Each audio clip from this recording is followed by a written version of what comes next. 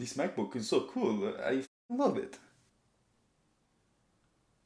For the past 3 months since I got it, this computer right here has been at the center of my workflow, and honestly, I think I'm in love with it. In today's video, I want to talk about my experience with the MacBook Pro so far.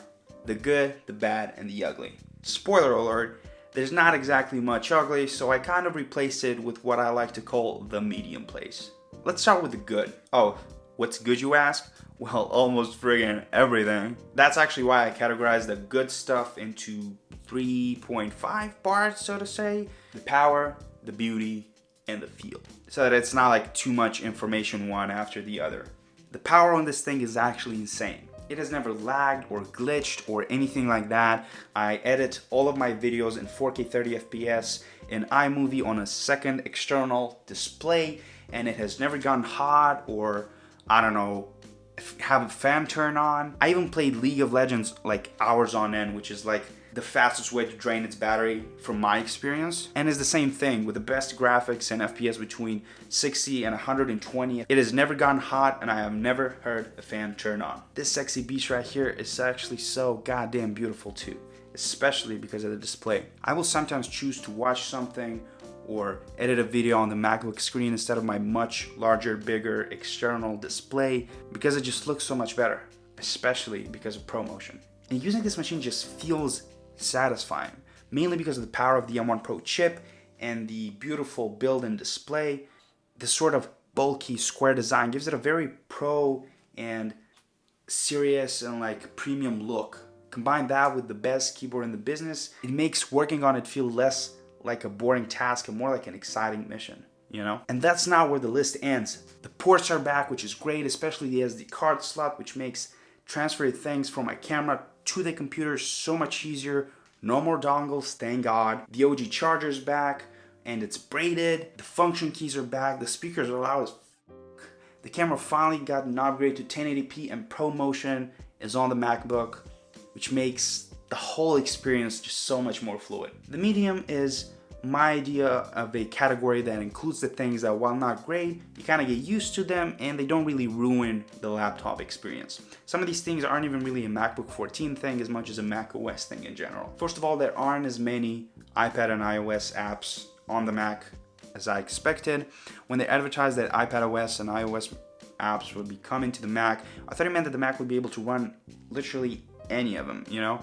So I was disappointed to, find out that that's not exactly the case.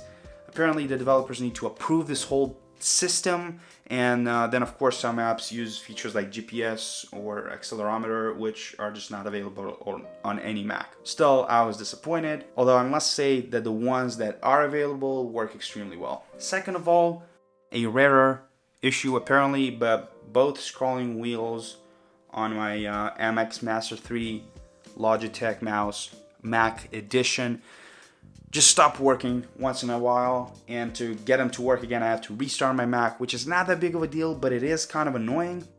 Apparently though, it's a MacBook thing and not just a MacBook 14 thing, but I still think it's important to talk about because this is one of the most popular mice out there. So I guess you'll just have to buy the regular version rather than the Mac one. Finally, the notch. The notch is okay. It's okay because I don't think it could have been better. Unless they figured out how to put it like under the display, which doesn't look like it's happening anytime soon. At least this way it still offers some screen real estate when you're not in full screen mode. And it does look really symmetrical, which as a person with somewhat of an OCD thing, I do appreciate. But I'd love to hear what you guys think, so comment down below. The bad. The part of the video that we've all been waiting for. There's actually not that much bad stuff about this MacBook. There's very little, in fact. There's some bugs and glitches, here and there, but from my experience, they mostly happen because of the apps and not the actual hardware. Like an app, would freeze or crash, but the rest of the computer would work just fine. In fact, for me, it only happened a couple times. From what I recall, Safari once stopped working because some website that gave me a pop-up, something crashed, I don't know, whatever.